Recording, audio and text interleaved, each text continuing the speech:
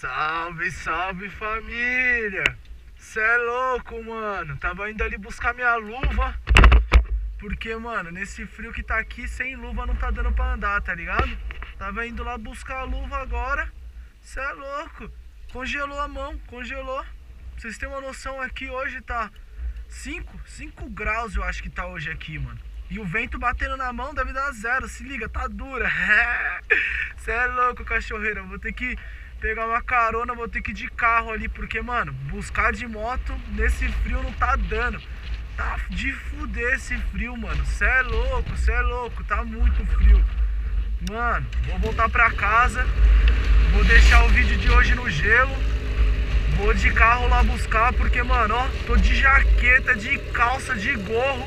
E, mano, o bagulho tá gelado pra caralho. É isso aí. Só passei pra dar um salve mesmo. Ia fazer um vídeo pra nós agora aqui de tarde, sabadão, da hora. Mas, mano, tá muito frio. Não tá rolando. Fico devendo esse vídeo aí. Vou pra casa, vou pegar um carro, porque não vai dar pra buscar de moto não. Olha a mão, congelando. Cê é louco. Então vamos fazer barulho só pra compensar, né?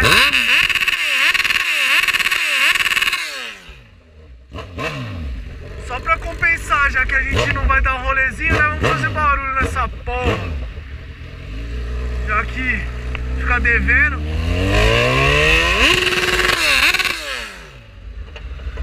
É isso aí, toma, só o cano, caralho.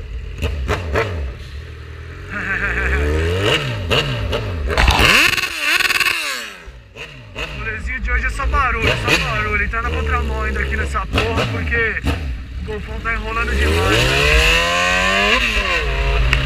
Cê é louco, olha a mão ficando dura. Não dá, tá muito frio, mano, muito frio. Congelante. Ouvi umas motos passando aí, mas sem condições, mano. Hoje eu vou ficar devendo rolê, muito frio. Vou ficar de boa em casa, vendo uma TVzinha. E é isso aí. Agradecendo mais uma vez aí os inscritos no canal. Agradecendo pelos likes, pelos views, pelos comentários. E é isso aí, tamo junto. E mais pra frente eu faço outro vídeo. Pega nós 100.000, caralho. E segura esse frio, mano. Cê é louco.